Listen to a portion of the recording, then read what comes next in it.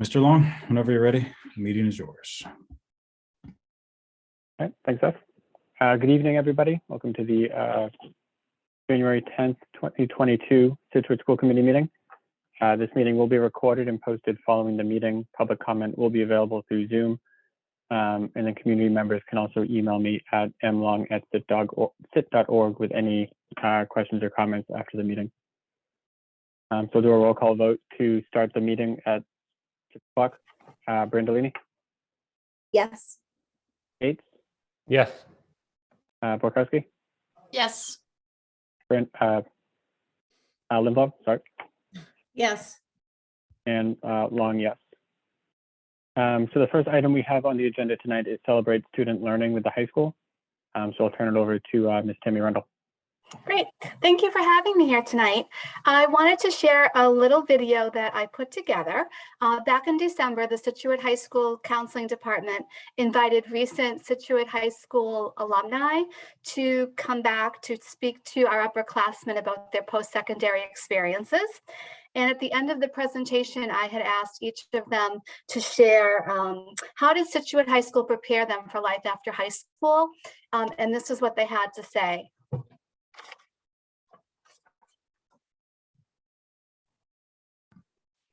Ms. Rundle, do you need me to share that or are you sharing it? Yes, please. Thank you, Seth.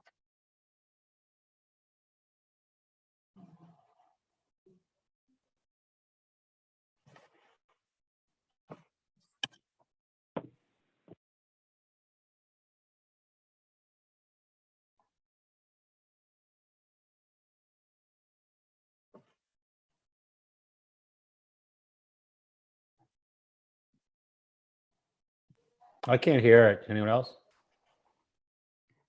No. No, I can't hear it. One moment.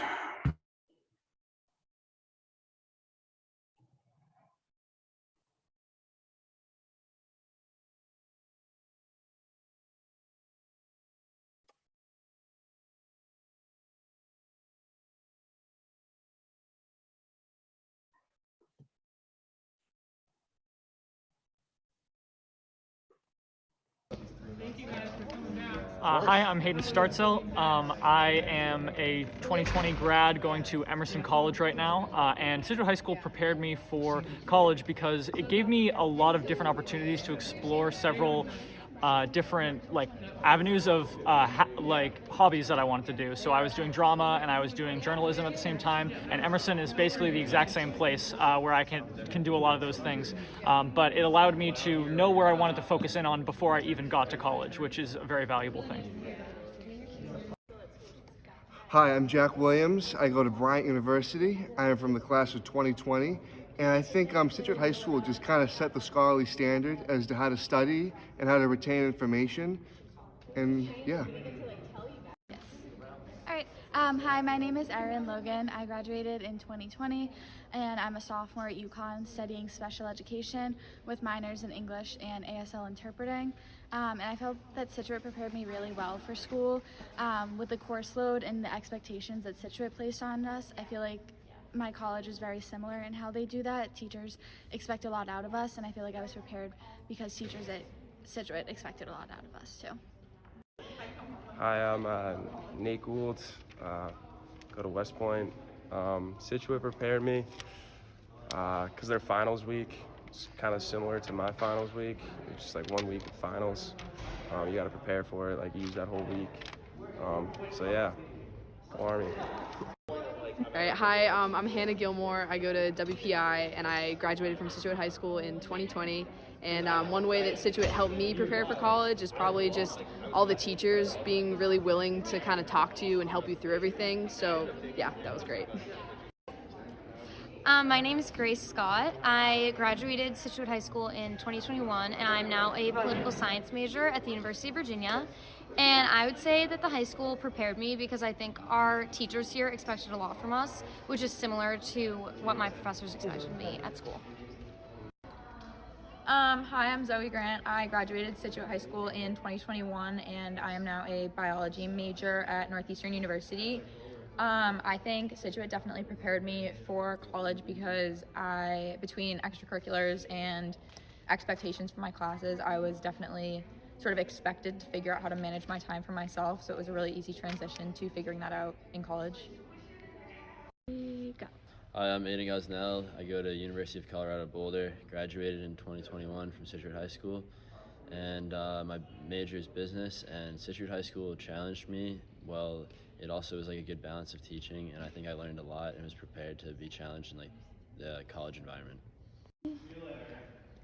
Hello, I'm Jack Nelson. I am currently studying climate science at UCLA. Graduated Scituate High School in 2020.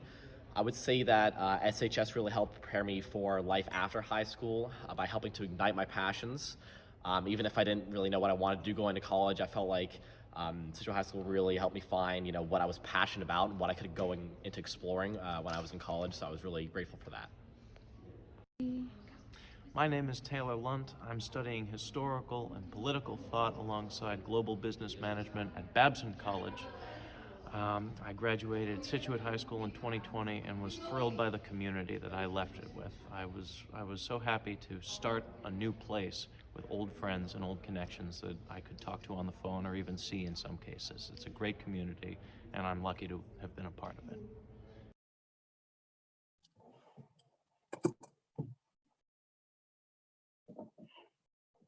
So that was the video, and what I took out of that video was the fact that they didn't have a lot of prep time, so they didn't have a lot of time to think about the question, but they all added something different in terms of how Scituate High School prepared them for college. So I thought that was really neat. And then at the end of the presentation, we invited them to stay and have lunch and do a focus group with us, where we asked them individually what college was really like and how their experiences helped them, how their high school experiences really helped them in the college.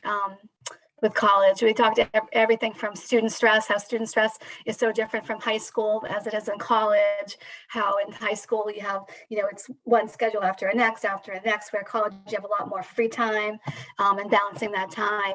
They talked a lot about the amount of writing that they do in college, that really surprised them. And they also talked about maybe having us offer more AP courses, which we'll get into this evening when we talk about the program of studies. So it was just a really neat opportunity to see these students, and I wish we could do more of that. So thank you. All right, thanks for showing that, Ms. Rundle. And was that an extension of the Graduate Network program that you had brought to the school committee a couple of years ago, or is that just kids back in town that were able to share their experiences?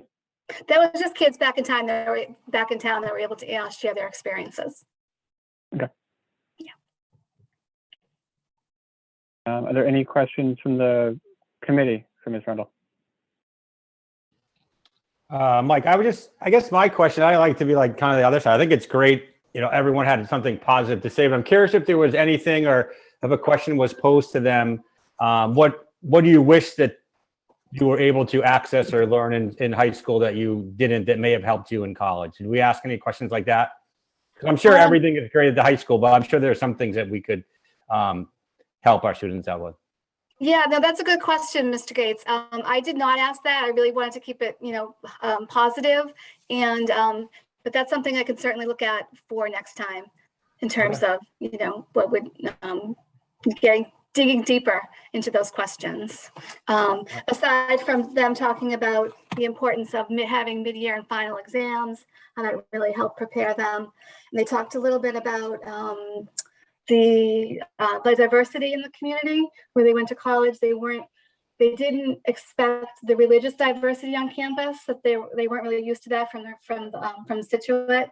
So that was really a neat opportunity to hear from them on that as well.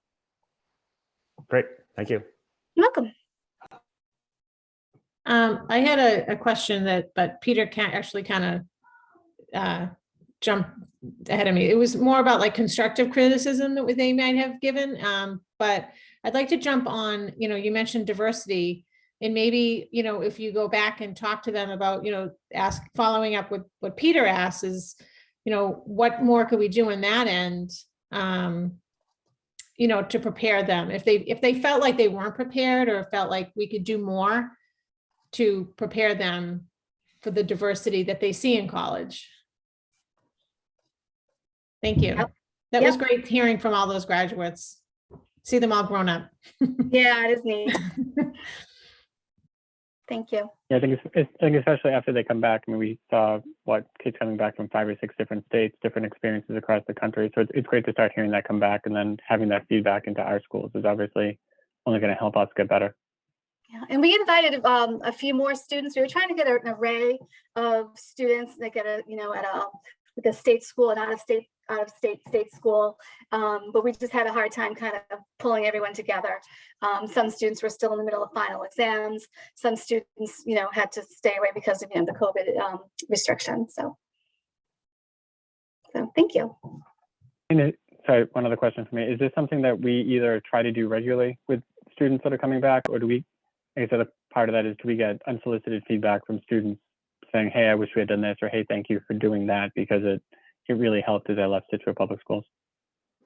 We do it anecdotally, but it is something to look at in terms of, pulling that data regularly from the students, doing some type of surveys. I can certainly look at that a little bit more closely. I agree too. I think that's really great data to have, and to track that would be interesting to see, feedback. And like you said, state schools versus private schools, and just, trade schools, everywhere everybody goes. It's interesting to kind of track that data and see if there's any trends that pop up and what the feedback is, and just another piece of measurement. Right. I'm on it.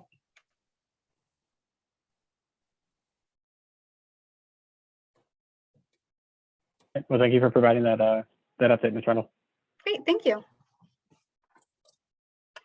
So next we have an update from some current students from our student advisory. All right. Hi again. Thank you for having us again tonight. Okay, so to start with the report, Model UN is currently planning for their trip to Boston University. That will be taking place from February 4th to February 6th. Students have been assigned committees and are beginning to do research about their topics to write their position papers in preparation for debate at the conference. Topics include the Iran-Israeli nuclear tensions, climate refugees, resolving the Somali civil war, space colonization, vaccine equity, encouraging the rise of women in STEM, and a crisis, which is about dealing with the biological terrorist attack in the US, Harry Potter crisis event, and the Nova Corps in the Marvel universe. And I'm sure that'll be a fantastic event. I've been a part of Model UN. It's always such a great experience. The Anti-Racism Club has started up again in December. After the holiday break, they had their first workshop on January 7th, where the group watched a short clip from the documentary discussing concepts and foundations of the term race. Then they conducted the Drawbridge Exercise, which explores how the realities of power, authority, and social values influence our perceptions of how they see the world. The exercise facilitates discussions on societal themes such as wealth versus poverty, majority versus minority experiences, police, etc. They discussed fundraisers to be held in January and February, such as making buttons and stickers and selling them during lunch, of which all the profits will be donated to BLM and Stop AAPI organizations. In the robotics team, Sunday was the first big day of the year as the announcement of the year's annual competition challenge. Students and parent volunteers have been working hard preparing themselves for the design, fabrication, and programming challenges in store from them on January 8th until the competition in late March. I actually competed in one of these challenges in 8th grade, and it was a fantastic learning experience. So if anyone on the committee right now has students about that age range, I would definitely suggest getting them involved in that. I didn't repeat it past that, but it was actually pretty fun. Math and science teachers are running Enriching Academics for the upcoming session that begins in the week of January 24th at the middle school and high school. So be on the lookout for these opportunities for students. The freshman and sophomore class governments met on Monday to discuss plans for the freshman and sophomore semi-formal. The dance is planned for March 25th, and the theme is the Roaring 20s. And I will leave the rest to Johnny. Thank you. So the English department is excited to pilot Mass Insight's AP mock exams over the next month. These 3-hour voluntary practice tests will give students a feeling of what it is like to take an actual AP exam while providing teachers with valuable feedback on student performance.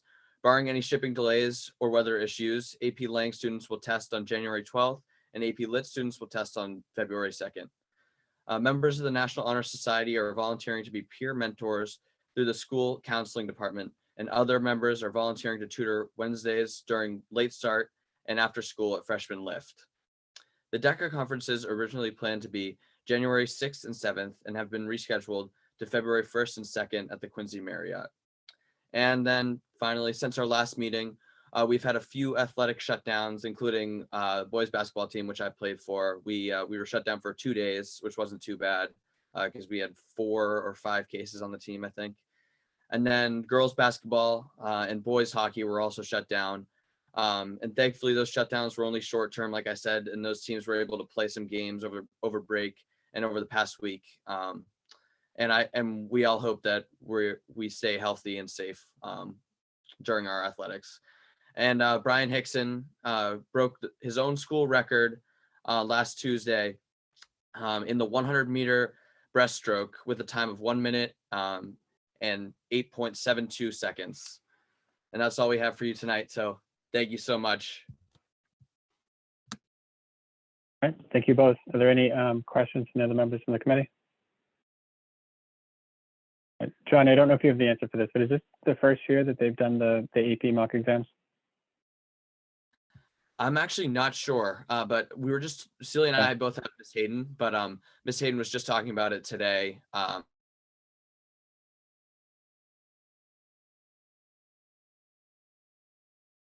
Johnny, you cut out. Okay, I see other people shaking their heads yes. I was going to say Celia's nodding her head yes, so we're going with yes.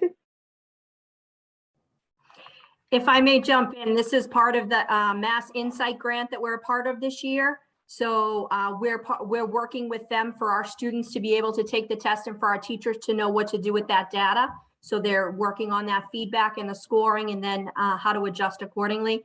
And then as they do that, this is something that we'll be able to take and internalize moving forward beyond Mass Insight's help and support. So it starts with English and then there'll be math and science mock exams as well. Everyone will have the opportunity.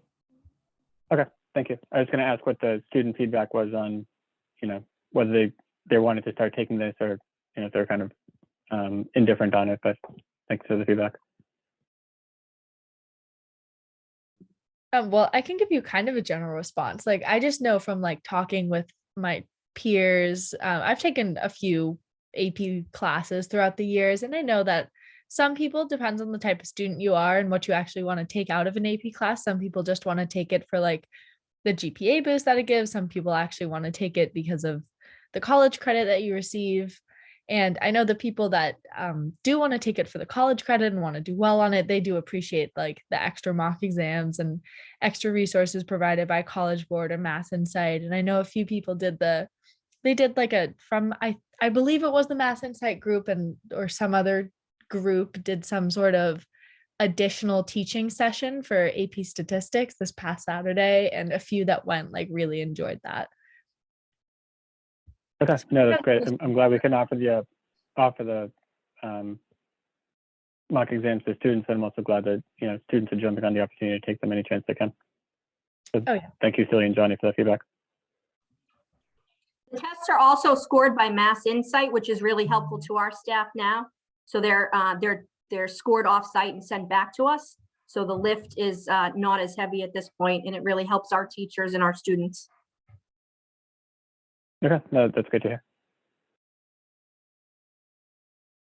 All right, well, thank you both for the update tonight.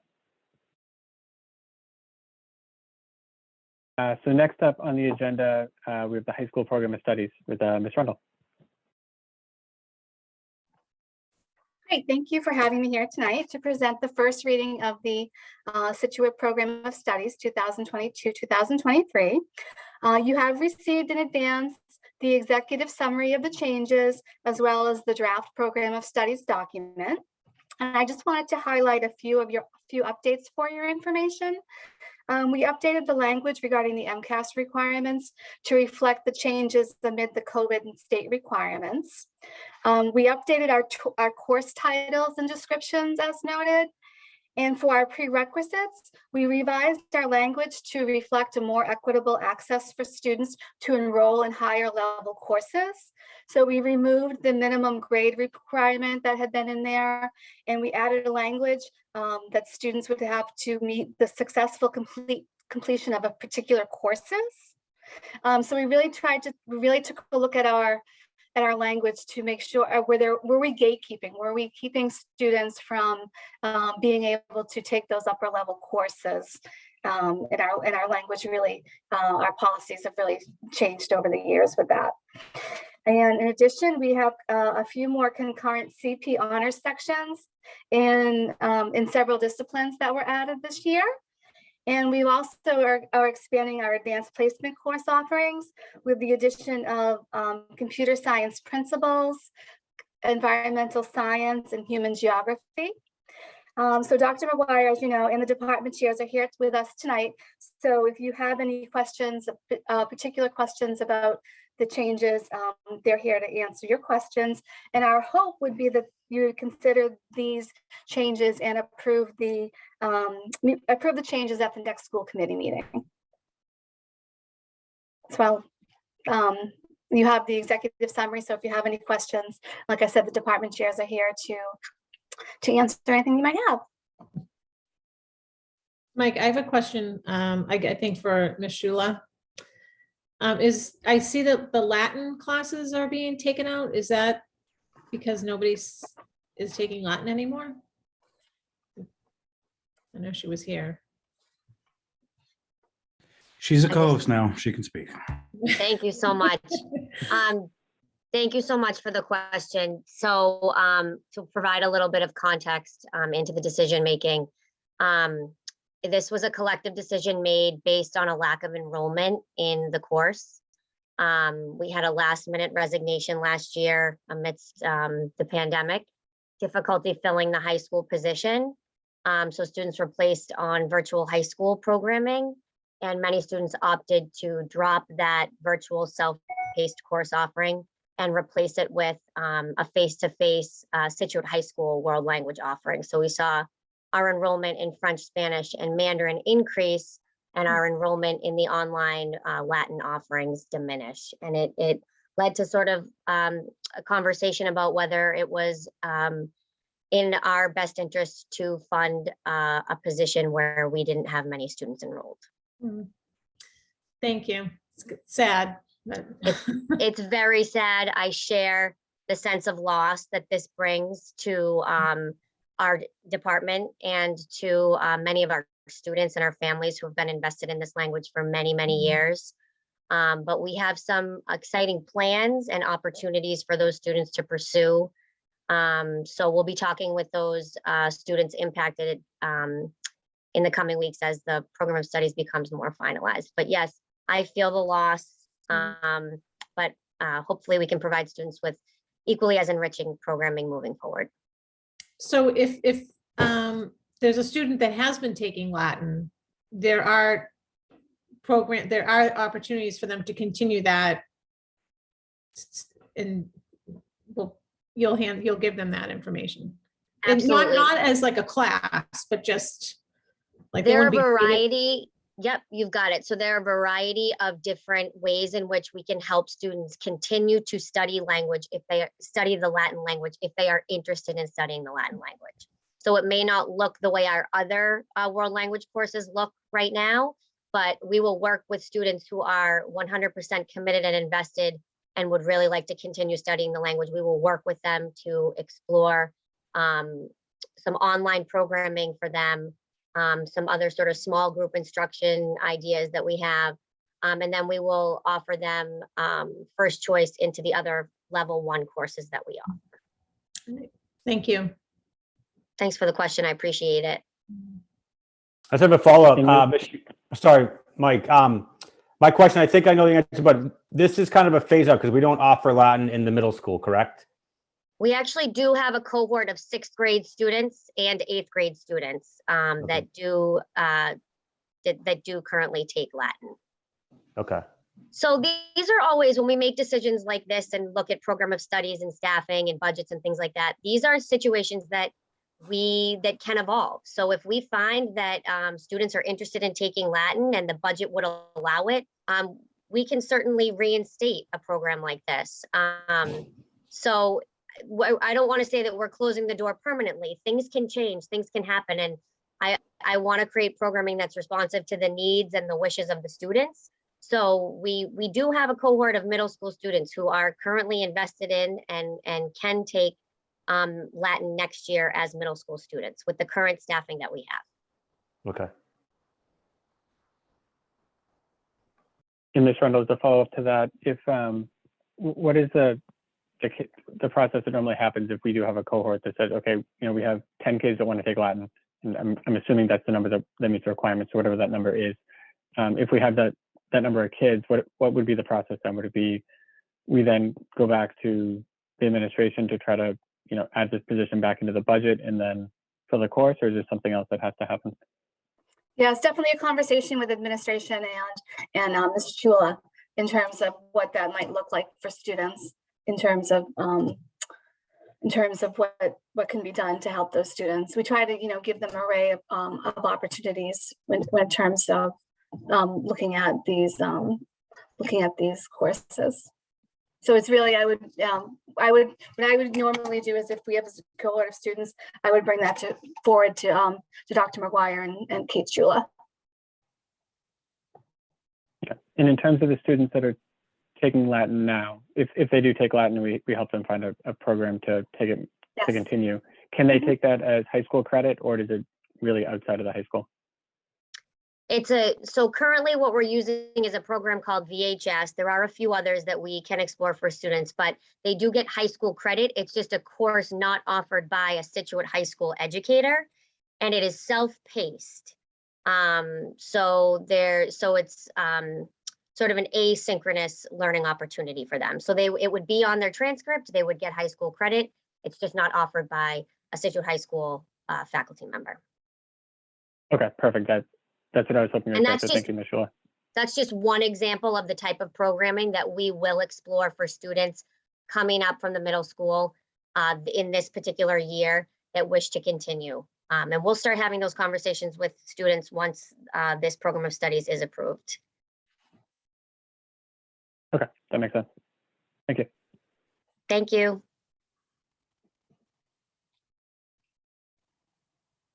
And then Ms. Rundle, I just had a couple of questions. So it looks like in the executive summary that you sent out, a number of the changes going across are just name changes from one name to another. Is there a specific reason we're changing the names for a number of classes?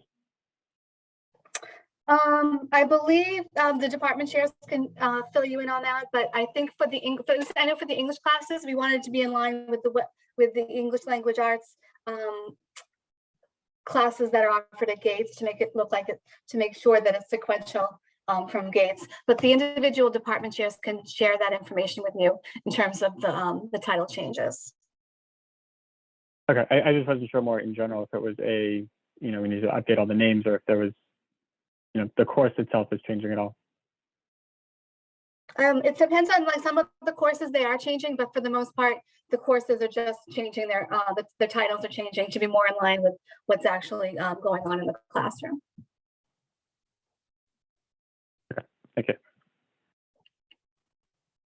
And then at the beginning of your presentation, you had talked about the change that allowed, it changed the prerequisites so some of the kids in the lower grades can take some of the higher level classes. Do we see a large number of students? Like, was that a major issue that we had, where we're not holding kids back but preventing because of the prerequisites, or is that more of a small minority that we're supporting through that change? I think it was a small minority of students that we are supporting through this change. We really try to take a look at teacher recommendations for classes, because what happens is the students' current teachers will recommend a student for the next level, but the student always has the right to, and the parent always has that right to say, you know what, I think I want my son's to take a higher level than what was recommended. And that's a conversation that goes back to department chairs and the teacher, the current teacher, to really have those conversations. We're very fluid in our process. We just wanted the language to reflect that.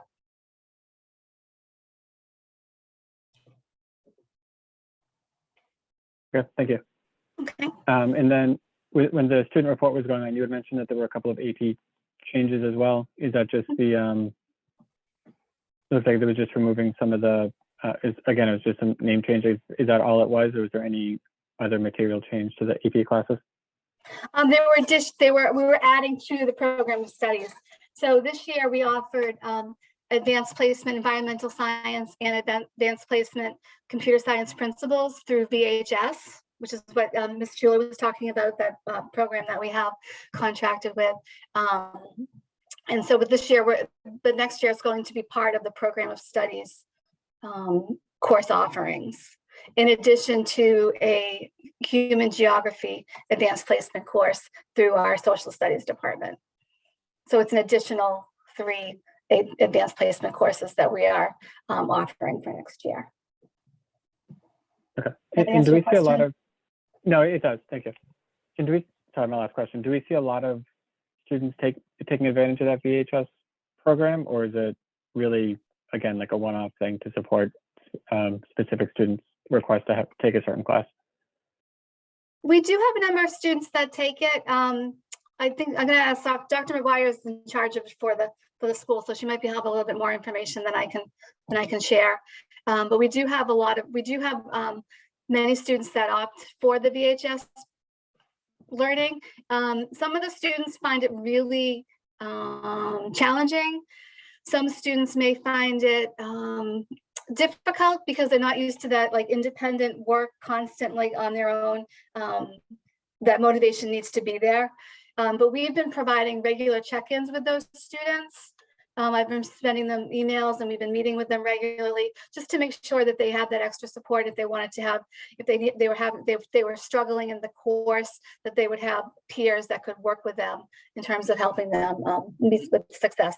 So we haven't, so like once they enroll in the class, we don't forget about them. We really try to work with them and communicate with them to make sure that they're getting the support that they need to be successful in those classes, because it is an independent learning opportunity at the college. No, yeah, no, I know we've heard it off and on over the past couple of years. I was just curious how well the use was, but thank you. Yeah, it really depends on the student.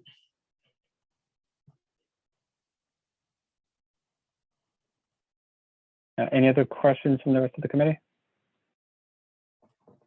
Okay, so this will be on the agenda for our next meeting on the 14th to vote on. So if people have any questions, make sure you come after this meeting, make sure you email the administration so we can get those answered, hopefully get this approved so that we can, let the high school move forward with it.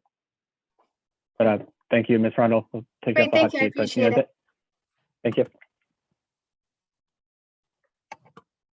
So next on the agenda is the Assistant Athletic Director job description with Dr. McGuire and Director Penn, or AD Penn. I would start by just letting you know AD Payne is going to give you some background on this, but Michelle Patterson has accepted the 12-month secretary position in the main office, the administrative assistant to the principal. I'm really fortunate to have her in that role. With her institutional knowledge and work ethic, she is really going to do a fantastic job for us in moving to this new position. That has left us with the opportunity to look at the administrative assistant for athletics position. And that's where this conversation has come from. And I'm going to turn it over to Scott Payne to share some more information. Hi, everybody. Good evening. And thank you for allowing me to speak tonight on what I believe is going to be, could potentially be a very exciting new position for the athletic department and for the high school. As Dr. McGuire stated, Ms. Patterson has moved on from her position as administrative assistant to the athletic department to work in the main office with Dr. McGuire. As most of you know, Michelle has been a staple of the athletic department for years, going back to when I was in Norwell. I worked with Michelle very closely with regards to scheduling and and events and whatnot. And she has done an amazing job. And she'll still be an integral part of the team. We're just looking to, make some changes. So with that being said, with Michelle accepting the position and moving on, it kind of created an opportunity for me to take a look at how we want to structure this position and the athletic department moving forward. And there's a model out there right now in some districts. It's already in place. And there are districts that are speaking about it, Marshfield and Hanover being two that are very local, where they're they're combining the athletic trainer's position with an assistant athletic director's type position. And there are many, many benefits to doing something like that. Specifically, being able to bring the athletic trainer into the building on a full-time basis is just such a benefit for the student athletes. Majority of schools right now either subcontract their athletic trainer or hire them, as a school employee, but they're only there basically in the afternoon. So they're showing up for just prior to practices or games starting and have limited ability to access the athletes that need treatment. So in looking at our position where, assistance is needed in the athletic department, and if we could have a situation where our athletic trainer could take on a larger role and assist me with a multitude of in a multitude of areas, whether it be in the office with family ID, impact testing, field setup, scheduling, and whatnot, it kind of gives that person who right now, if you're an athletic trainer, you're kind of doing two jobs. You're working one place in the morning and one place in the afternoon. It kind of streamlines that individual's position and kind of makes them whole, where they only have to report to one job every day and they can commit to the school that they're working for. There are many people out there, there are many trainers out there that ultimately want to become athletic directors. The athletic trainer business is difficult, it's taxing, and it's a lot of hours, and there's early burnout. And in talking to a few of the athletic trainers that I've worked for, they've gotten out at 35, 40, 45 years old, looking to move into a more administrative type role. So in our situation, if we could create a job where someone comes on board as a certified athletic trainer and qualified to be, the assistant to the athletic director, 5, 6, 7, 8 years down the road, maybe that person is now set up to become the athletic director at Scituate High School. So there's many, many benefits to creating a position like this. First and foremost is the benefit that it does bring to the kids, because if the athletic trainer is available during the day, from whatever time it is, 9 o'clock in the morning on, there are kids that need treatment that it could take place during H block or during lunch or during a free period for them during the day versus trying to sneak in before practice or a game when school gets out. Our current athletic trainer, who does a great job, and the kids have come to trust and respect. And I am by no means saying that, this individual is the person for the job. Obviously, we would open it up and interview, any potential candidates that we get. And believe it or not, I've already had a couple of people contact me because I've talked with the Marshfield AD and the Hanover AD about creating this type of position. And so word gets out, so people know about this. But if the person who's serving that role has access to the student athletes throughout the day and can help them with their rehab and whatnot and injury prevention, that's just such a huge benefit to our student athletes. And with the job that our current athletic trainer did during the fall, keeping kids engaged and on the fields and whatnot and playing through rehab and whatnot. Just that benefit is just so great and so valuable. So just that part of the job description alone, having that person there throughout the day is so beneficial. But if we can hire the right person that can assist me, we have a big athletic program and we have a lot of kids that participate. And if we have a full slate of games, like in the fall where we have every field going, for me to do it by myself, and I'm not saying that I can, but it basically takes me out of the building for the day to make sure that every field is set up, ready to go, everything's in place. That would just be such a big help. I'm perfectly capable of doing it on my own, but if I'm outside working on fields and whatnot, then that takes me out of the building. So this is a unique opportunity. We taking two positions that we have right now. Right now, we subcontract our athletic trainer, and we have a stipend position. I'm not sure if it's a stipend or a salary for the administrative assistant. But the other thing that it does for the district by combining the two, I believe there's some financial savings to the district, and I don't know exactly what that is. Mr. Burkhead or Dr. Dutch could speak to that, or even Dr. McGuire better than I. But I just see this as an opportunity to, be in the forefront of this kind of new model that's taking place within high schools across the state. And again, the biggest benefit is to our students. And I'm always going to try to make decisions and move forward with doing what's best for our students. And I think that this would be a great opportunity for Scituate High School moving forward and for the future. Certainly you guys have seen the job description. There's a lot there, and that's going to take a very special, dedicated, hardworking, motivated person. But I feel like there are a lot of candidates out there. I know there are a lot of candidates out there that would be interested in a position like this. So hopefully, you guys see the benefit in this and we can move forward with it. And I'm perfectly happy to answer any questions that anybody may have.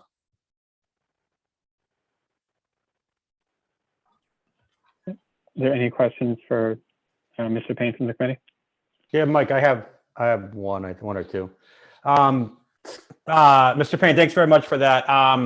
Can you just give a little bit of detail of what the current athletic trainer, you said that they come in the morning and then come in the afternoon. Can you just explain a little bit of what they do during their time there and what their regular, like, total number of hours per day are? So I'm sorry if I misspoke. They typically don't come in the morning. Okay. The majority of athletic trainers are either subcontracted or hired as a part-time employee in a district, and they strictly work in the afternoon. So what happens is, they're showing up at 1 o'clock, 2 o'clock, depending upon what their morning situation is. And I'll speak to what our situation is. Our athletic trainer has an office.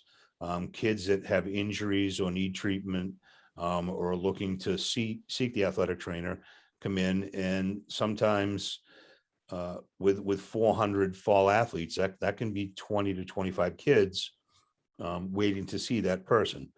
And so he'll treat and see as many people as he can, give his or her thoughts on what's happening. You can play, you can't play, you can practice, you can't practice, set up some rehab type programs and whatnot. And then that individual's heading out onto the field because there are certain sports where you have to have an athletic trainer on site while events are taking place. And then in our situation, that individual will stick around after to see people that may or may not have been hurt during the game, give more treatment and whatnot. So our situation right now is our athletic trainer is contracted for 36 hours a week and is typically working well over 40 to 45 hours a week. Okay. So would you anticipate that this new position would as they have to deal with the administrator side, are they working from 9 a.m. until 5, or what do you anticipate that to look like? Will that schedule potentially fluctuate? So based upon that the would need? definitely be a fluctuating schedule. Some of the duties that Michelle took on, I will take on moving forward, and I'm perfectly happy to do it. Like there are certain things that I absolutely want to do because I need to have control and knowledge of like all schedules and officials and things like that. But it would certainly be a situation based on what our schedule is. And I'll give you a perfect example. Wednesday, we have 4 home varsity events that all require game administration and an athletic trainer. We have a home wrestling match at 4. We have a home girls basketball game at 6:30 at the high school. Both of those events are at the high school. We have a home girls hockey game at Pilgrim Arena at 6 p.m. and then a home boys hockey game at Hobbenmock Arena at 7:50 p.m. So all of those events require a game administrator and an athletic trainer. So, we've worked it out. But to be able to have someone in the department that is able to handle 2 of those roles would just be a huge benefit. We wouldn't be going outside of, our system to make that happen. Okay, thanks. No, I think in theory, it sounds great. It's fantastic that you think that there are already folks out there who are capable and potentially be interested in, because initially when I read it, I was like, I don't know how you're going to find someone that would have interest, but if you think that there are capable candidates, that sounds good to me. I absolutely do. And I do know, more from the athletic trainer side, there are athletic trainers that have degrees in athletic administration that, again, ultimately aren't going to be an athletic trainer for their whole career. They're going to want to move on. Right. Great. Thank you. Yeah, I had a question similar to Mr. Gates, and I think you answered most of it. I'm glad we can streamline the position. I also think any way we can give our staff any opportunity to grow. And you said in 6 or 7 years, they could be an athletic director. I think that's a great role that we can put a person into. And I think you answered this, but it sounds like you'll take on, looking at the requirements is about 21 different things this person would be doing. It sounds like you're going to take on some of that work to alleviate the amount of work that new person would have to do. Do you think between yourself and that person, you can split the work evenly so that everything can be completed? Or do you think there could be contention between, okay, I can't get something done because of the fact that I have to go be a trainer at a sporting event, or I have to go to 2 different events to support the teams? No, I'm 100% confident that the work that needs to take place, the majority of administrative work takes place in the morning, in between myself and an assistant. We will be more than capable of getting that work done. And then when events start in the early afternoon, mid-afternoon, or winter being the evenings, we will be a very visible force, not force, but very visible. I'll say force for Scituate High School. We have,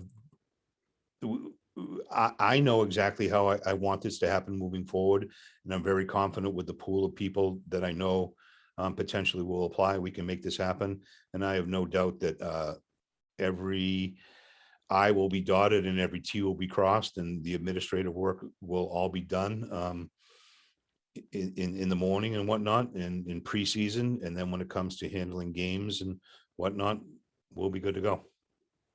Okay, and I have no doubt that you'll get all the work done fully and perfectly done. So I didn't mean to imply it that way. I'm just, as you were listing off the different things that the person would do, I saw them working 80 hours a week. I just wanted to make sure that we would, they wouldn't get burned out their first year at Scituate.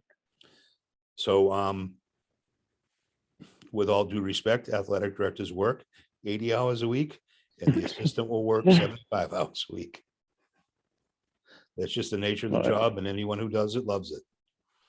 Perfect. I'd like to add that this would be a person coming in and working with our team at the high school. So this is something that can really support our students, can give us the flexibility and the, there's a relationship and there's a loyalty that you develop when you work on district staff as opposed to being a third-party provider in a contracted service. And we like to honor those relationships when we can. It's a stronger model for our students, our athletes, our program. It's a cost savings of about $10,000 to the district between the two positions.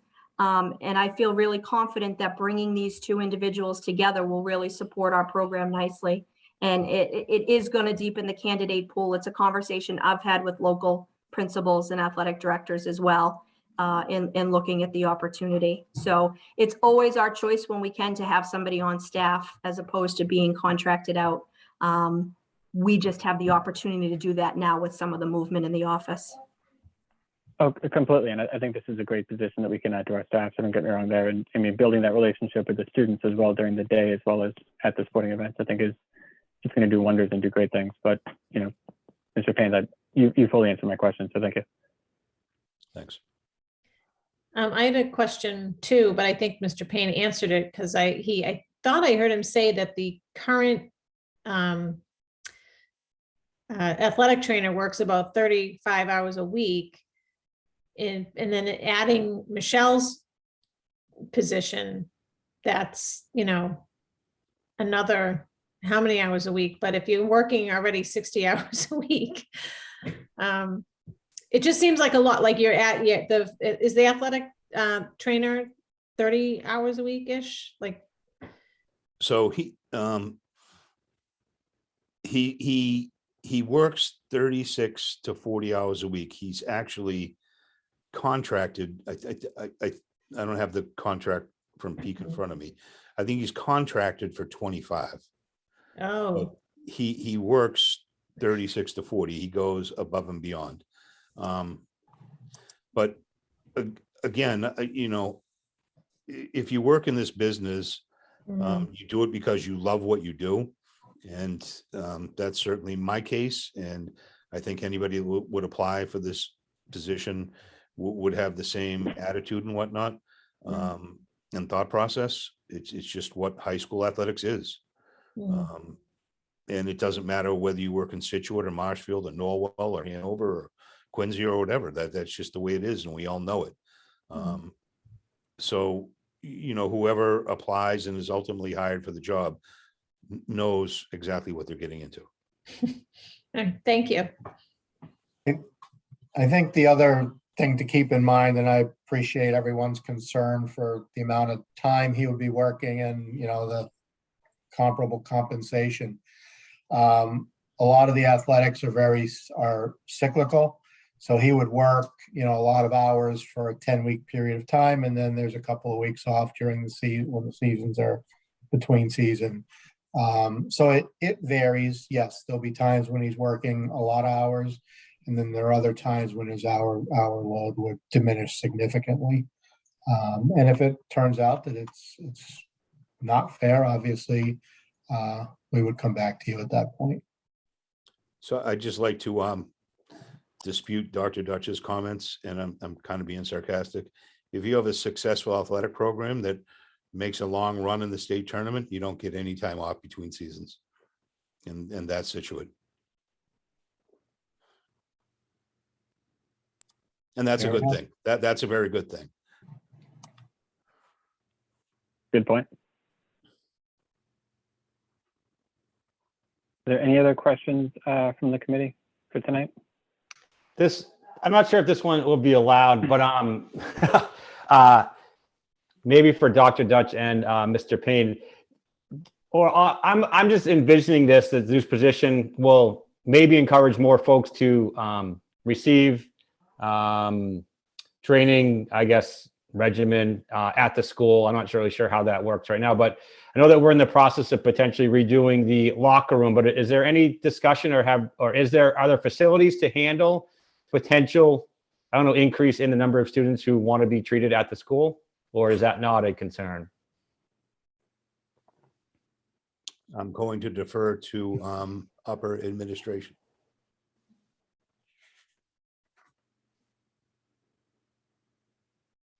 Mr. Gates, I'm not clear on your question. Can you repeat it? I guess the question is, and I might be way off target and maybe it doesn't necessitate an answer, but in my mind, I don't really know how students receive care right now.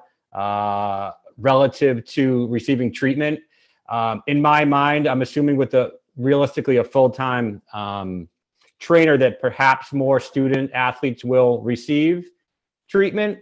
And I just was wondering if, I don't even know where they receive treatment now, but I wasn't sure if, I don't think it's part of the locker room renovation that we have scheduled or potentially scheduled, but do we have the facility to potentially, or will our facility allow for a potential increase in number of students receiving treatment? I guess is really what it comes down to.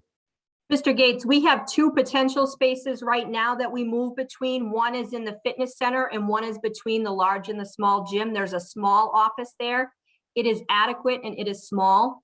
Our locker room renovations are only going to enhance the ability for any trainer to work with a larger number of students in a more comfortable environment, but we do make do with what we have very well. And we do have those 2 spaces depending on season. Like for winter, we absolutely move to between the 2 gyms because that's where the activities are going on. Where maybe in the fall, we're closer to the fitness center because football and other sports are going outside and there's the direct access to the parking lot and the fields. So we have those 2 spaces. We absolutely make do.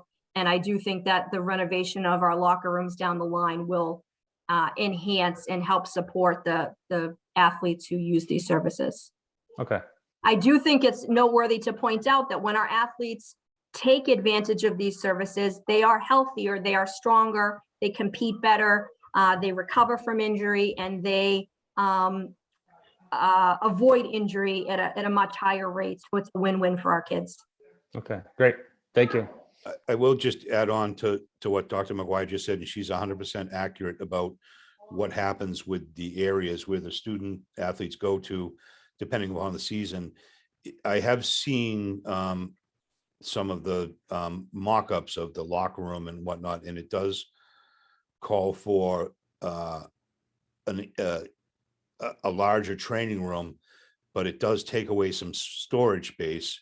I think we would forego the storage space for now to increase the size of the training room, which would be very helpful for the athletic trainer in the future. So that would be very beneficial, but I know those were just renderings. I know they weren't actual design plans, but it did call for an increase in the size of the training room between the 2 gyms, which would be very helpful. Great, thank you. And again, potentially it also might attract some some additional candidates to say, hey, this is in the plan for a new training room, and I don't know, might be a better atmosphere for a trainer.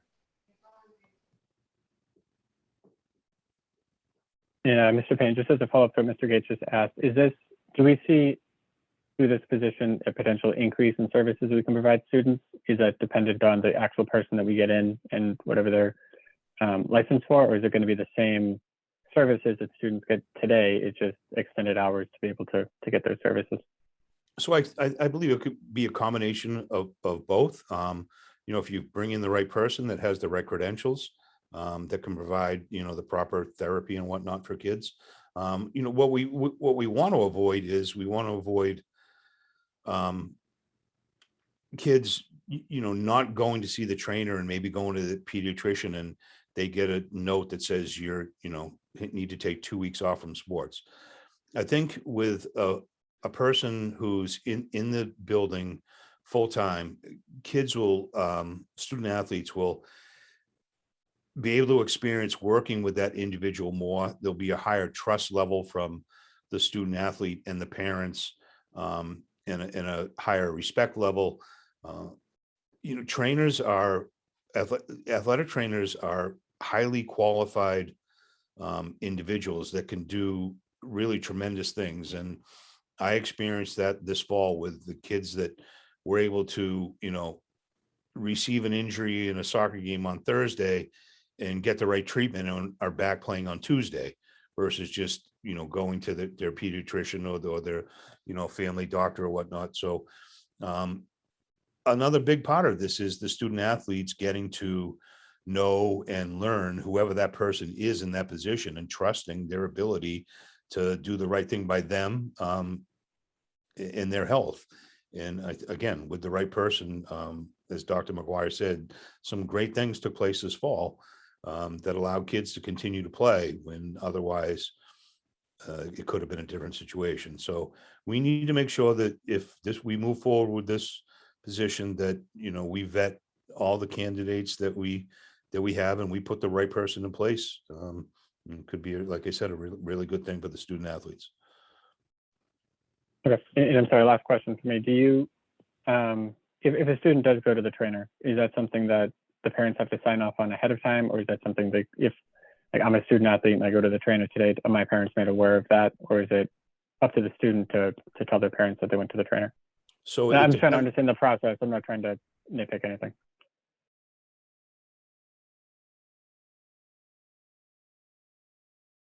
Going to the trainer. If the student athlete's going to the trainer because they're saying, I have a headache, I'm nauseous, I'm dizzy, then that I'm not a trainer, but that would be a situation where the athletic trainers absolutely reaching out to the parents and potentially a guidance counselor and whatnot. If they're there for a sprained ankle, that's not necessarily a reason for the athletic trainer to reach out to parents. Okay, thank you for clarifying that.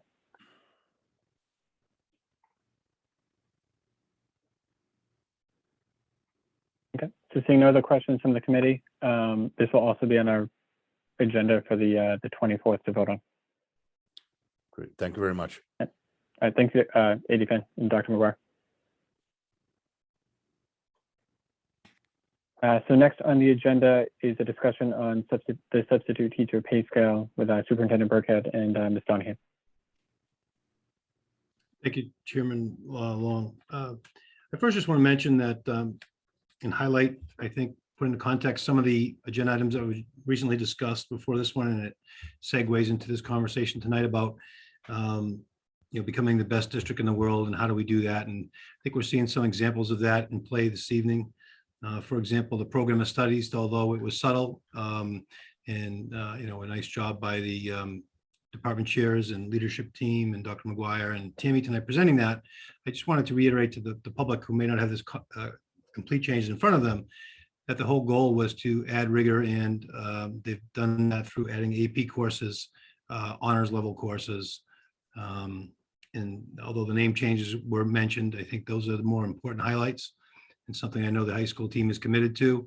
Dr. McGuire mentioned Mass Insights, which you recall Ms. Driscoll brought up earlier in the year as one of our new partnerships. So we see them bearing fruit without adding undue workload to our AP teachers and being more of partners and adding supports to our students, and something we've never done here before. So I think that's really important stuff going on, and I'm sure we'll hear more about Mass Insights and our AP work in support for our teachers and students. So nice job there. The AD position we just talked, the assistant AD position we just talked about, I concur with everything that was said. As a former AD, the hours are labors of love, like a lot of our work. And this job opportunity is one where we're looking to raise the bar and looking to get somebody in that wants to be in the leadership pathway by combining two existing positions, also saving a good portion of money, as Dr. McGuire had mentioned, through really good thought out, well-planned and articulated job description where we're getting all the work done, but we're raising the bar and looking to get somebody in at the next level that can be a leader and a future leader in the district. So really, really good job there by Mr. Payne and Dr. McGuire and the team there to bring that forward again, and to do so cost effectively and smartly. So thank you for that. This next one, again, great work by our team. I know Ms. Donahue has just been doing unbelievable work the last couple of years with COVID. I think an HR director's position has been no 2 hours are the same, let alone two days. So I want to commend Ms. Donahue for putting this idea in place. She was noticing that certainly we're all competing for substitutes. Our salary wasn't commensurate with what the going rate was. And it's important work. So she put together this presentation tonight, so I'm going to hand it over to her. But again, it's just one more example of us being competitive and looking for the best people. And where our teachers are out, we want high quality educators in their place.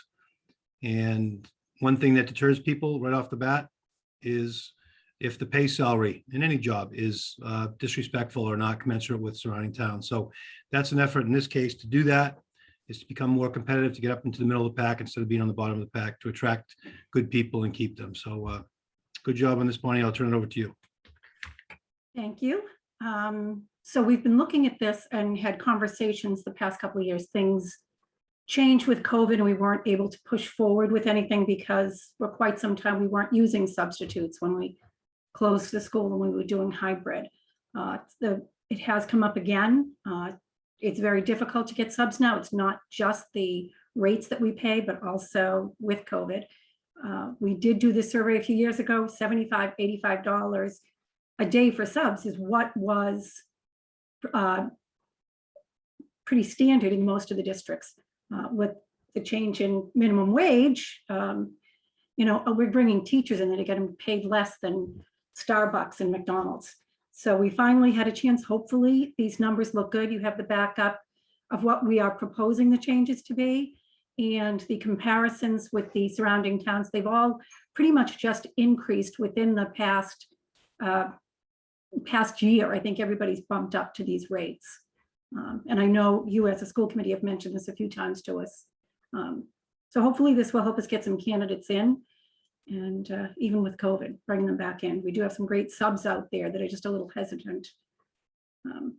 So if you can take a look at that, if you have any questions for me.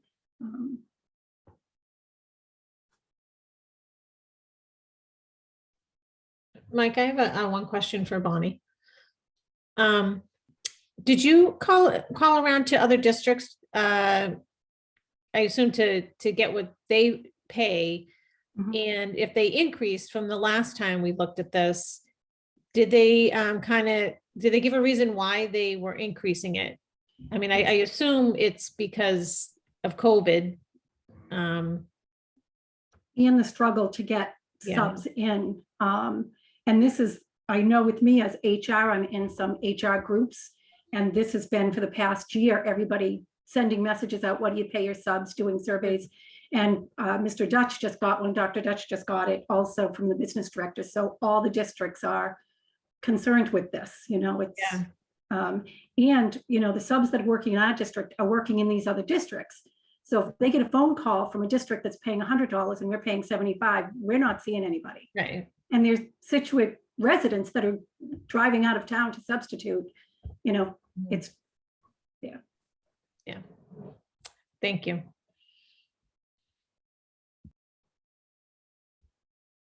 Bonnie, I just had one question. I thought it was interesting in the backup you provided that Hingham has a set dollar amount for a number of days and then lifetime after that, probably to keep the same substitutes in their district year over year. The increase, the pay increases. Did we look at doing something similar just to try to keep the same substitutes in this, either in the district or potentially hire them as staff in the future, or? I think with this proposal, we currently it's $75 the first 20 days you work, and then it bumps up to $85. And the next year when you come back, you start at $75 again. So with this proposal, it would just be $100 a day. It wouldn't be first 20 days, second. It would, so it's always just, which makes it a little easier for us too.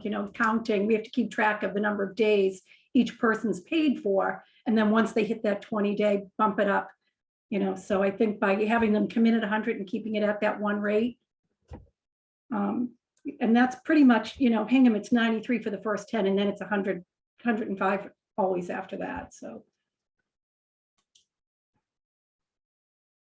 Okay, and I think this is great that we're able to, take a step back and really try to bring high quality substitutes into the districts. I'm glad we're taking a look at this and trying to do it. And this would go into effect for the next school year, correct? It wouldn't go into effect when we vote this, or would it go into effect potentially on the 24th?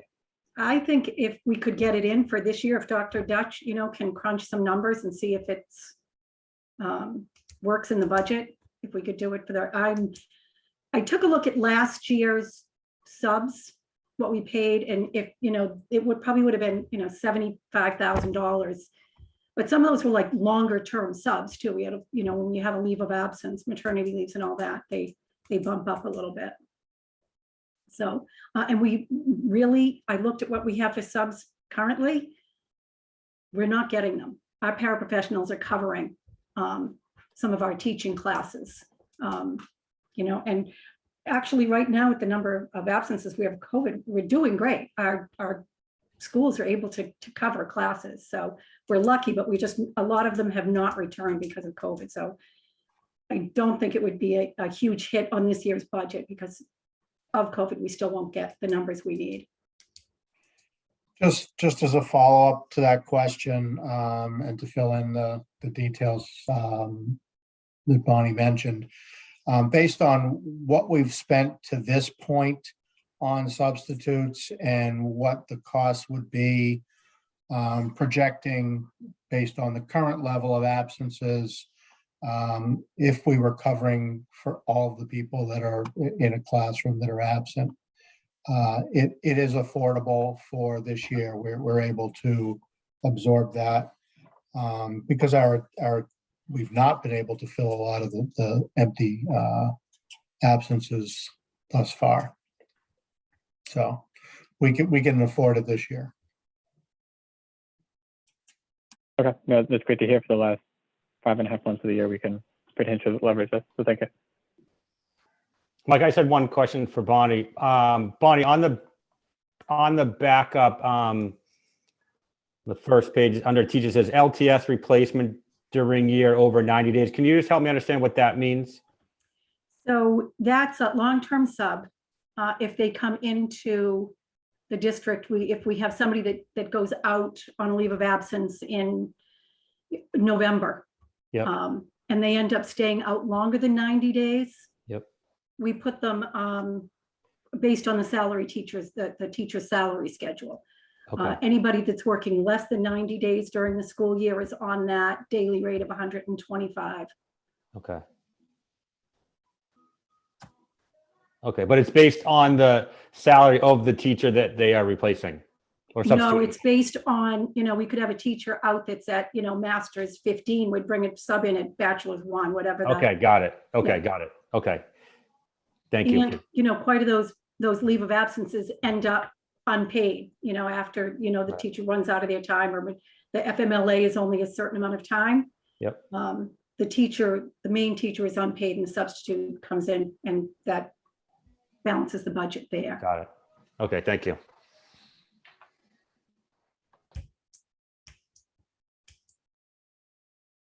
Any other questions from the rest of the committee?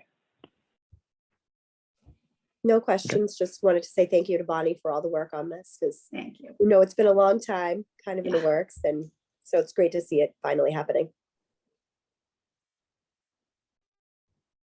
Thank you, Bonnie, for putting this together. And I agree with Nicole. This has been out there for a number of years, like you had mentioned, and being able to put something out there is definitely great to see. Yep. So again, this was only a discussion item, so this will also be on our agenda for the 24th.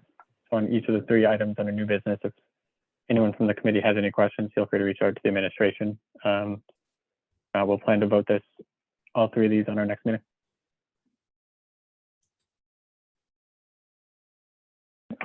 So next up on the agenda, we have 5 memorandum of understandings to review again. So I'll turn it over to Superintendent Burkhead. Thank you, Chairman Long. As you recall, these were discussed in the previous meeting in an executive session. For a brief context, these are the 5 unions minus our Teachers Association that we work with.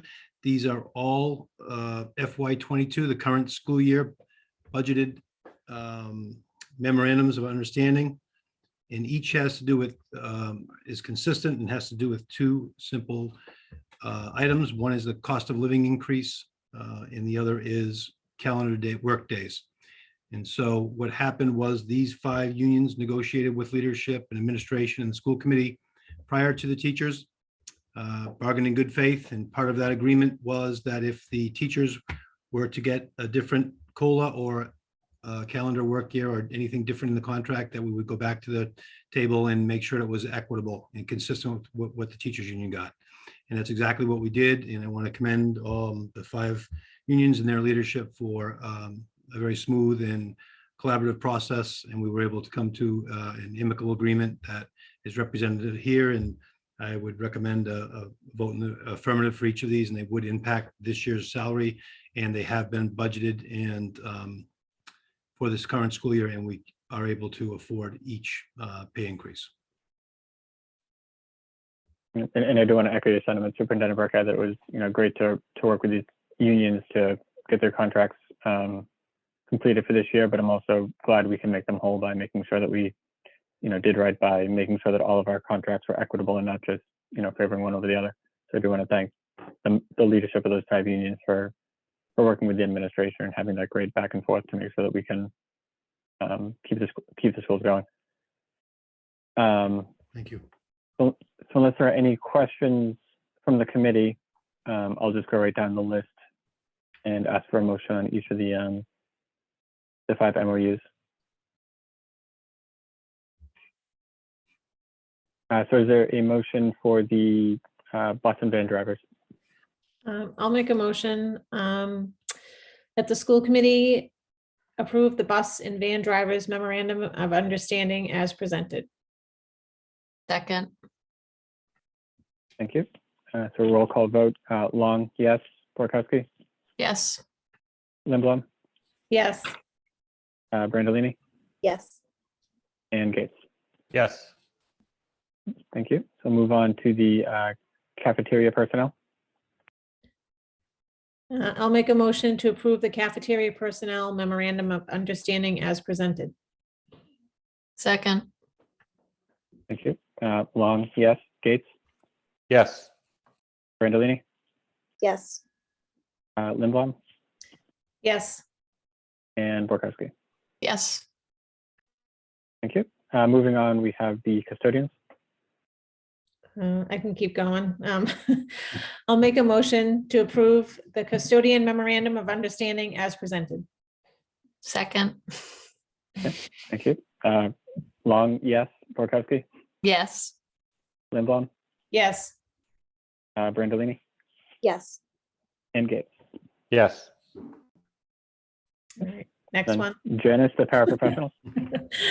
I make a motion that the school committee approve the paraprofessional memorandum of understanding as presented. Second. Long, yes. Borkowski, Yes. Lindblom, Yes. Brandolini, Yes. and Gates. Yes. Okay. And then finally, the secretaries. I make a motion that the school committee approve the secretary's memorandum of understanding as presented. I will second that. Gates, Yes. Brandolini, Yes. Borkowski, Yes. Lindblom, Yes. and Long, yes. Is that it? Thank you all. That's it. Thank you. Thank you. Thank you all for getting those completed. Superintendent Burkhead will come in this week and make sure those get signed. Appreciate that. Thank you. So next up on the agenda, we have the leadership reports. So I'll start with Superintendent Burkhead. Thank you and good evening, everyone. This evening I prepared just a brief statement regarding our COVID update and situation. I think we've done a real good job this year of focusing on managing COVID while at the same time, as you saw tonight, raising the bar for our students and staff. And I'm very happy to see that we've risen to both. But amidst the current surge and concerns, I thought it was important for me to speak publicly about it. It ties in, I think, a little bit with our athletics talk earlier. As a former coach, I want to share with folks that our current battle on the global, national, state, and local level with COVID-19 is like no opponent I've ever seen. Every single day presents a new challenge with no playbook, no script for effectively managing each unique situation COVID brings. The safety and security of our students and staff has always been our #1 priority. In the relentless obstacles that COVID brings, such as new variants, new protocols, new mandates, and conflicting opinions, can be all-consuming for our staff, students, and families. Recently, our positive case numbers have risen and they have continued to rise. And I think we'll see that rise go for the next couple of weeks post-holiday. Consistent with the state and district and town numbers all on the rise. I want people to know that we monitor these situations, these daily numbers, these numbers daily, and we implement mitigation strategies when necessary. Including today, we had conversations with our leadership team about it. It's a 24/7 job for us, and it's extremely important. Some of these mitigation strategies, for example, we got the help from the state when DESE provided free test kits for our staff to be tested before they came back from the holiday break. It was last minute, it was over the holiday, and I'm super impressed that 358 staff members out of approximately 500, or over 70% of our staff, came in on a rainy Sunday with little less than 24 hours notice to pick those up and then test themselves. And we were able to find 12 positive tests from those, cases from those tests. So those staff members who may not have had symptoms or tested were able to do so, and were able to stay home and protect our greater community. So I wanted to thank all of them. Our staff absences, as Bonnie has said, have increased due to COVID over the past few weeks especially, and our school family has risen. I want to commend our principals and staff in general for covering these absences in their buildings. You wouldn't know it, but it almost appears seamless. So I want to thank them in covering for each other, paraprofessionals covering, teachers covering, custodians covering other buildings, bus drivers, cafeteria workers, administrators stepping into classrooms, you name it, we're doing it. And I think relatively speaking, in talking to other superintendents, we're in really good shape. So I want to thank everybody for that sacrifice and for that courage to do that. So working together, we're doing a great job balancing the work, the support for each other, and the stresses that COVID brings, while continuing to provide a high quality education for our students. In my 26 years, I haven't seen anything like it. And I'm extremely honored and blessed to be here to see it happen. That although these things are thrown in our face every day, that these people on the front lines are making it happen. So I see heroic deeds done every day for our kids. And I also want to thank our parents and our community and our students for being patient with us and being collaborative. You know, with all these changes, it's not easy for everyone. We understand that. And your support, it really means a lot to us and helps, us continue to move in the right direction. Today, the commissioner sent out correspondence extending the mask mandate through February 28th of 22. So that was previously January 15th. He sent out a correspondence just hot off the press before the meeting to extend that through the 28th. To ensure a safe and strong environment for our students and staff, our district will continue to be vigilant by reinforcing all our mitigation factors and any new ones that we may come up with, thinking creatively as a team. Questions have arisen recently regarding the possibility of moving to remote learning. As we consider options, our focus on safety and high quality instruction together. When we are no longer able to provide both in a manner that is better than remote learning, we will consider that option. The state has established set parameters for school districts to move to remote learning through consultation with districts.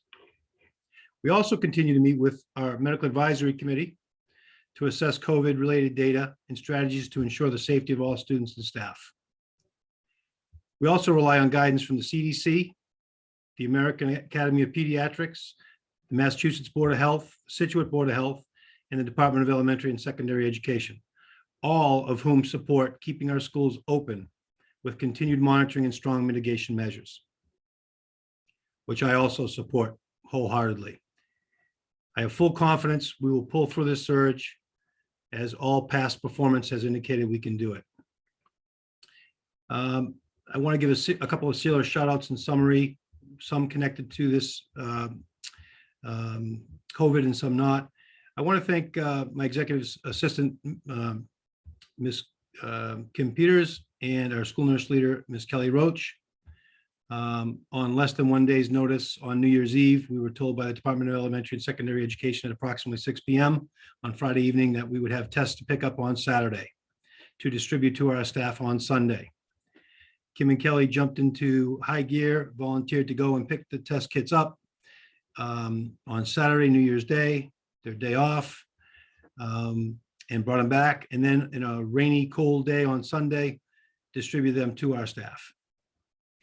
So those are perfect examples of the acts of heroics that I see daily from people that are going above and beyond in such a time of crisis that make things go seamless, which we're able to get 70% of our staff tested and find those staff that may have COVID to stay home. So thank you, Kim and Kelly, for those unbelievable works of heroics. I also want to thank our custodial team. Again, a good example. We had a snowstorm on Friday.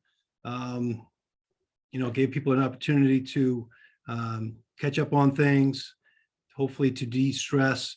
And who's called in on all of these occasions, but our custodial team and our town workers and our maintenance crew. So they did an unbelievable job. In the 2 years I've been here, the place is impeccable and safe when you come back.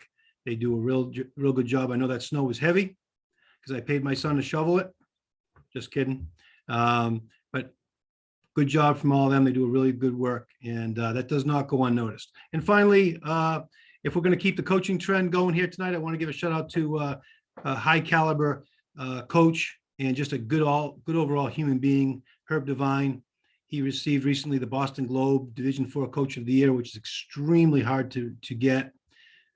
So a shout out to Coach Devine and to the whole athletic family for such an honor to be bestowed on Coach Devine. And I know I can speak for him when I say that's a reflection of just all the people from the gridiron to the parents, to the players, to the cheerleaders, to the band.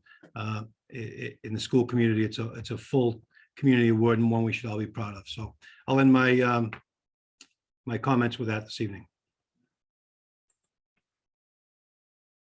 All right, thank you, Superintendent Burkhead. And I did think it was interesting to watch as you were sending out the emails with getting the COVID test from the state. I think every 2 hours you sent a follow-up email saying this is what changed and this is how it's going to work now. And to be able to get those tests out and be able to give them to whatever number you said, 375 staff members, it was great to do. So thank you to Kim Peters and Kelly Rose for being able to work through that with the state and get it done, especially on a New Year's holiday weekend. Thank you. Are there any questions for Superintendent Burkhead from the committee?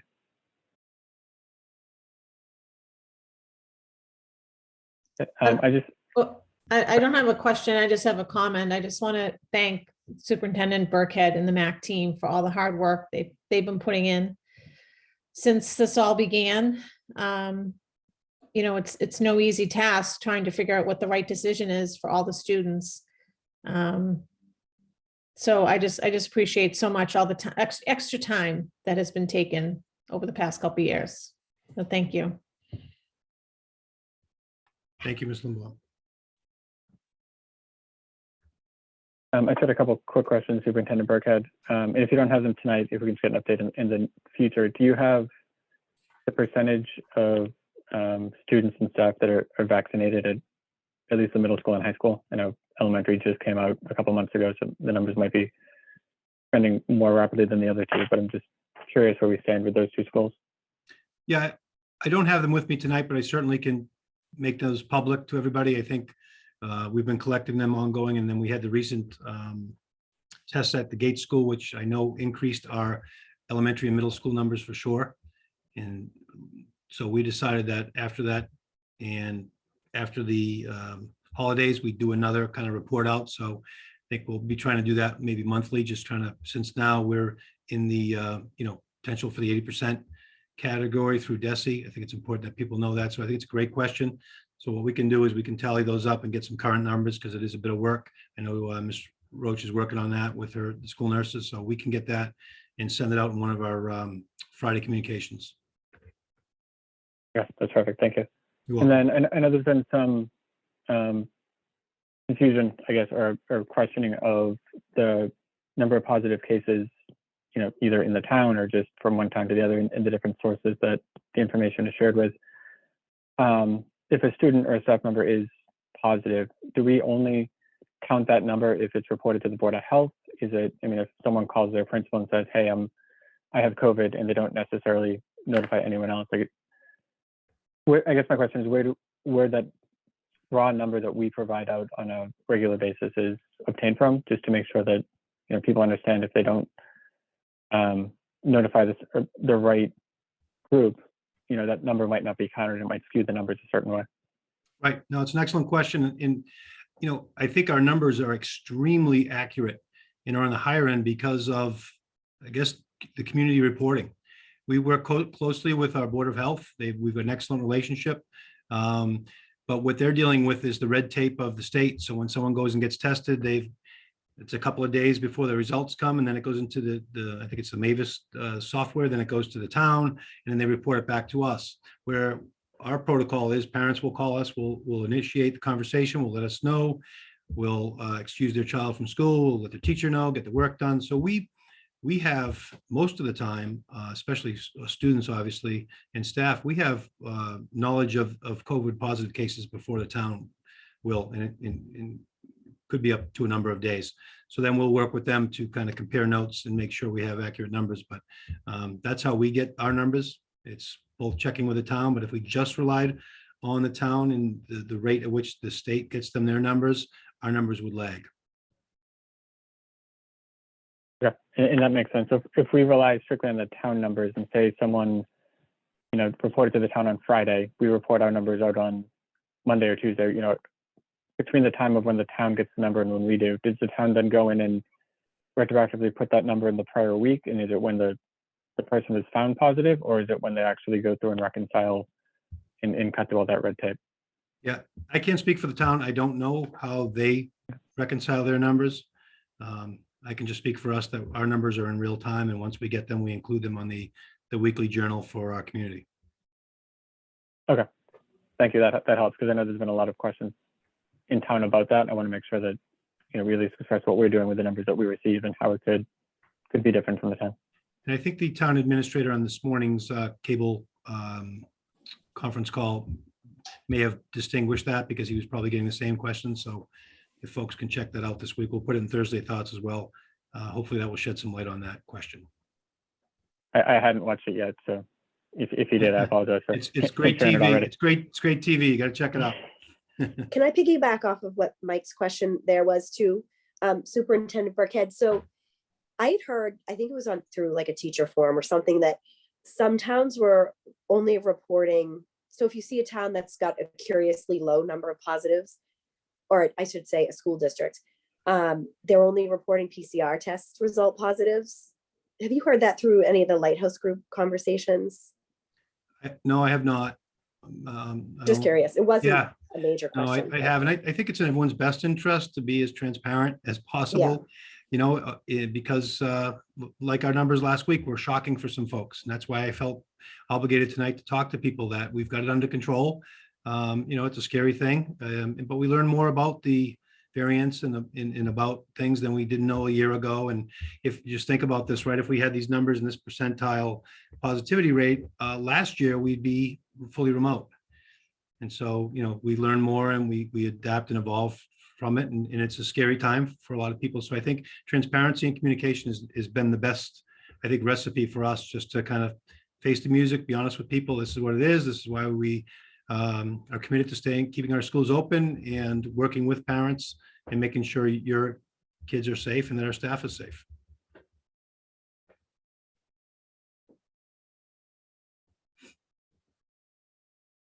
Thank you for that. I think we have there's a special guest have a question for me, Ms. Brindley.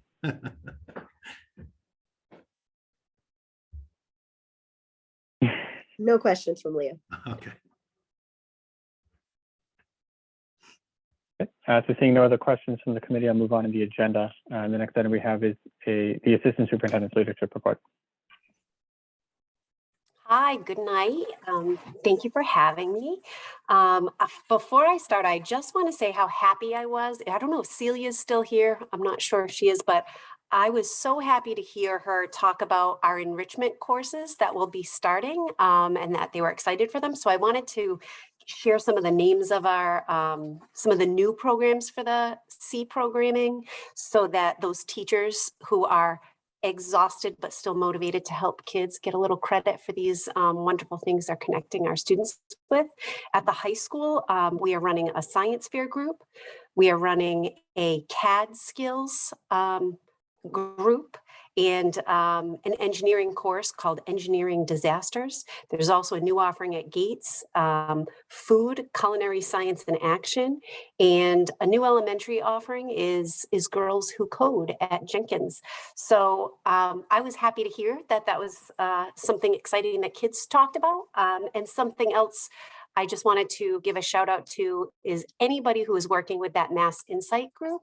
I know we're kind of talking about it now, like it's a regular practice, but it is new and it is work. So I want to thank the teachers who are on that team with our high school leadership and department chairs who are part of that group. We kind of briefly mentioned there are Saturday sessions that both teachers and students go to.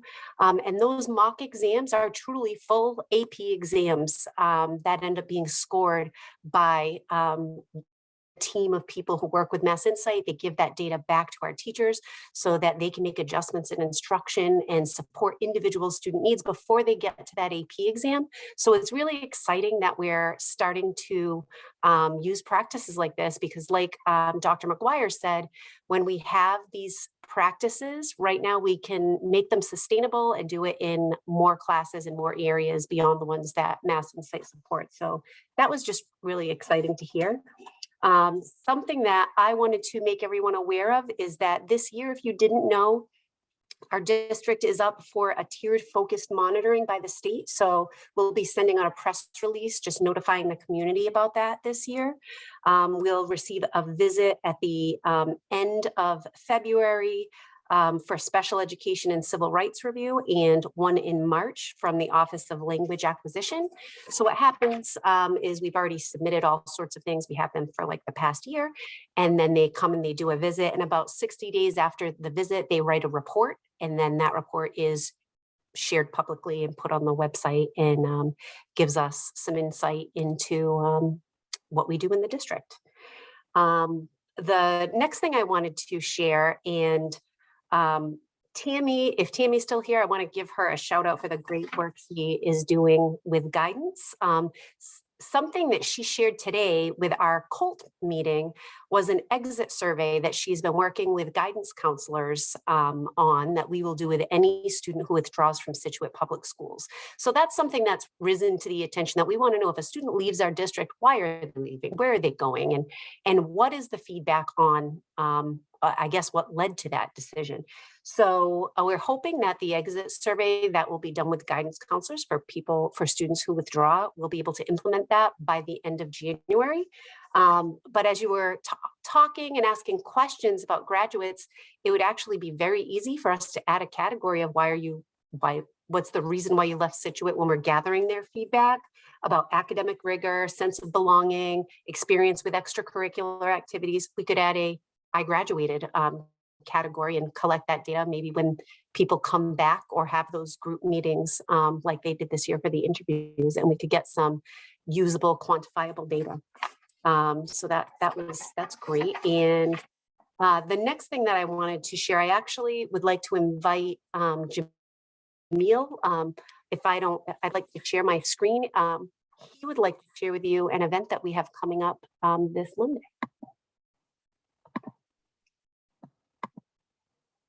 Is the flyer up on the screen?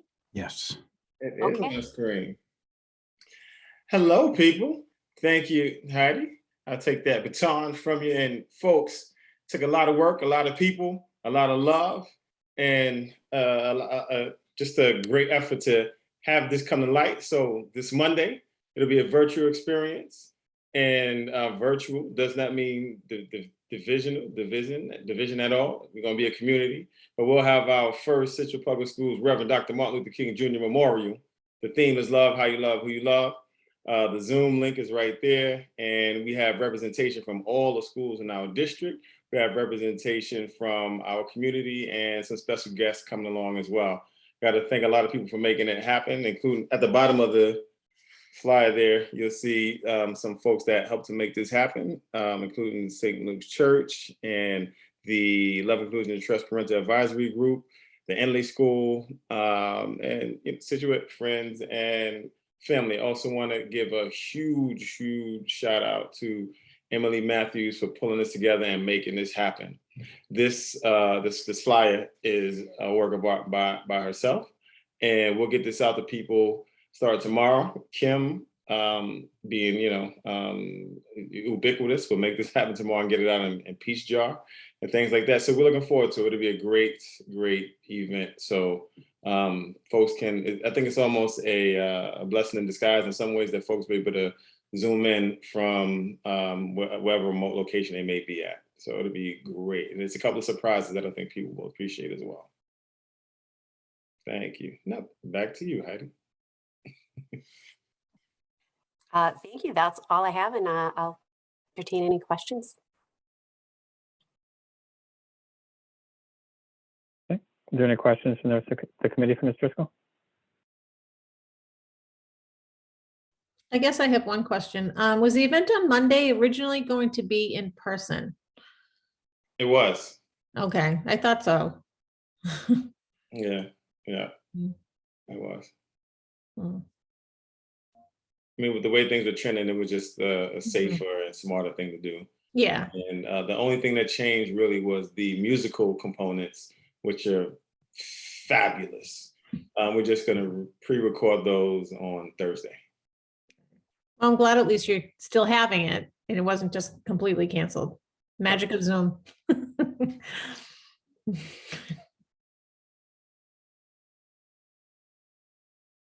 Well, thank you, Ms. Driscoll, for the update, and Jamil for your updating us on that event on the 17th. All of us, always we. So next on the agenda is the only opportunity for public comment.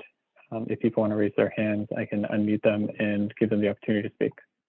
And as I unmute you and say names, you can just either state your address or your school affiliation. The first person is Tracy Harrington. Kitty.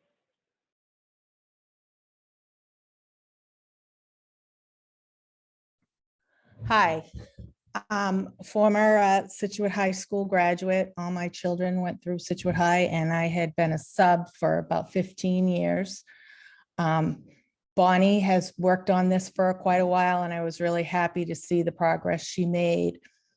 However, as a sub, that it got to the point where people were, asking me ahead of time to come in and sub for them, so I would know weeks in advance that I was going to be at a certain school. I was making $10.71 an hour for every year that I went back. And then, of course, you do get that little bump up to 12. But this change is wonderful, but it's still not going to be minimum wage coming, after 2023. The minimum wage is going up to $15. This is going to be $14.28. And these are college graduates, some of them with advanced degrees coming in. And, this position at Scituate is the only job in the entire town that you are minimum wage exempt. You're using that.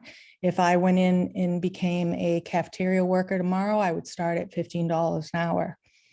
It just doesn't seem right. It just, when you're talking about what's right, it's not even minimum wage. And I know she's worked really hard on it, but my plan was to come before town meeting and get the meeting to vote to not allow us to use the exemption. And I'm probably still going to try to do that because it's not right. I left subbing because of it. And I know many other people that would come in when their child went to first grade, college graduates that would come in and substitute. But if they're not even going to get minimum wage, I mean, I don't know. Does anybody else think that this is unusual or, not acceptable? We teach the curriculum. We teach exactly what that teacher was going to teach that day, unless they were going to do new content like in math. they might ask us to do something else. There's no videos. We don't put videos on. When I was teaching at Jenkins School, I set 12 alarms a day. And those are the changes and the transitions I did. 12 alarms on my phone every single day. And you're keeping to this tight schedule and you're trying to get everything in, and you feel terrible if you don't cover everything. But if there's any teachers out there that want to give me a shout out and let me know if I'm being unrealistic, or that if I'm portraying it wrong, saying that we teach what they were going to teach. And that's about it. Well, thank you for raising your concerns. We can have to at least take a look at it going forward. Thank you. Next is Lori Withrow.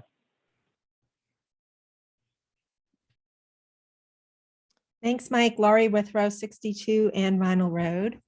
I had a comment regarding the Hatherley Cushing project, as I haven't heard about it much, either from the public or on any of the recent meetings.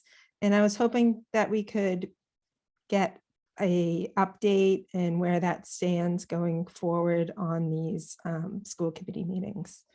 And that's it tonight. Thank you. Yes, thanks, Laurie. I don't know if we necessarily have anything for tonight's meeting, but we can definitely put it on a future agenda. And I know there's a lot going on and keeping up with the MSBA timelines. I know we're keeping to all of them, but we can try to put something together that shows, where it stands in the process.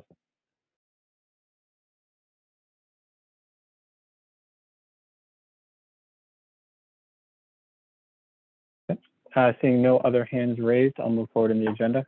The next item that we have is an acceptance of gifts from Looters Environmental Inc. So I'll turn it over to Superintendent Burkhead. Thank you, Chairman Long. I want to thank owner Michael Leaders, president of Leaders Environmental Incorporated. It's actually a tree and shrub care company specializing in science-based environmentally sound approaches.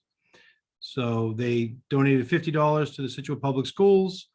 And when we had a conversation with Mr. Leaders, we didn't know if he was a parent or a community member. It turns out he just wants to thank the clients he has in Scituate. So just want to give a shout out to Mr. Leaders and Leaders Environmental for their generous donation tonight. That's great to hear that they were willing to do that. And I apologize for mispronouncing the name. Well, Ms. Peters, I should have tipped you off because Ms. Peters is very detail oriented to make sure she spoke with him and got the correct pronunciation. So it doesn't look like that, but that's how it's pronounced. Leaders. Yep. It's one I'll remember. If there are no questions from the committee, I'll entertain a motion to accept the gift.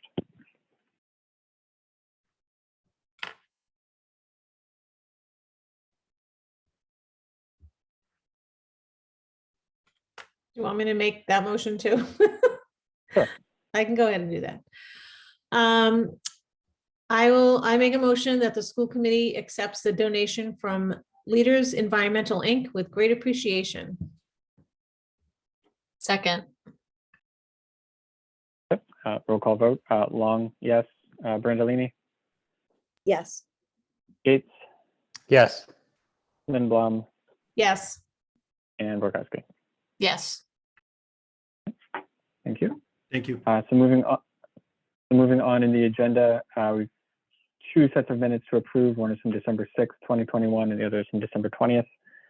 So if there are no questions from the committee, I'll entertain a motion on the minutes from December 6th.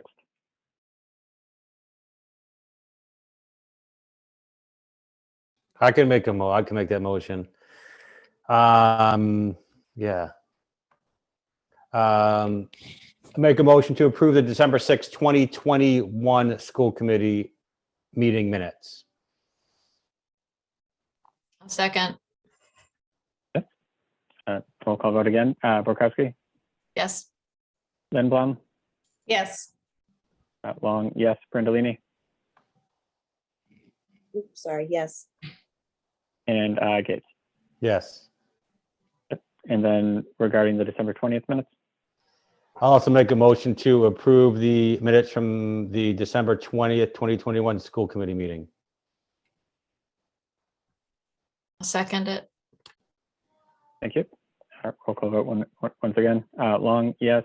Burkowski, Yes. Lindblom, Yes. Gates, Yes. and Brandolini. Yes.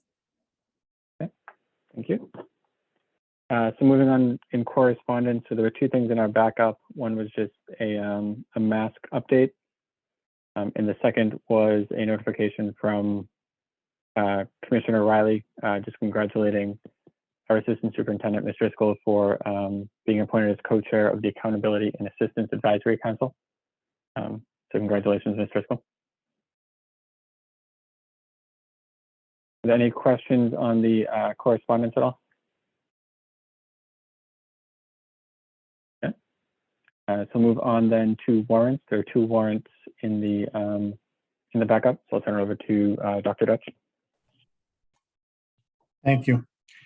So the first warrant is warrant S-21-1223, totaling $198,633.69. The large items out of our local education accounts: private school tuition, $114,075.57. Collaborative tuition, $13,570. Contracted services for electricity, electrical services, $11,779.85. That was for electrical work that was done in various buildings. Athletic contracted services, $5,864 for the swim team and the rental of the pool. The second warrant is S-220106, totaling $149,977.14. Out of our revolving funds, for school lunch, $21,645.28. That was for food for the cafeterias. School technology, $21,743.69. That was for interactive devices around the different buildings, and that came out of capital. And then out of our local funds, athletic contracted services, $8,738.85 for ice time for the hockey teams. Private school tuition, $25,427.98. Our gas utility bill, $22,752.07. And those are all of the larger items. If anyone has any questions, I'll be happy to answer. Are there any questions for Dr. Dutch from the committee? All right, thank you for reading those into the minutes, Dr. Dutch. Thank you. Was there any other business that members of the committee wanted to bring up tonight? If not, our next meeting is January 24th, 2022. Celebrating student learning will be with Jenkins Elementary School. And then we'll have the three items of new business tonight: the program of study, high school program of studies, assistant athletic director job description, and substitute teacher pay up in our next meeting. So if there's nothing else from the committee, I'll entertain a motion to adjourn at 7:54 p.m. So moved. Second. Yep. Long, yes. Gates, Yes. Lindblom, Yes. Hold on. Brandolini, Yes. and Burkowski. Yes. All right. Thanks, everybody. Have a great night. Good night. Thank you. Good night.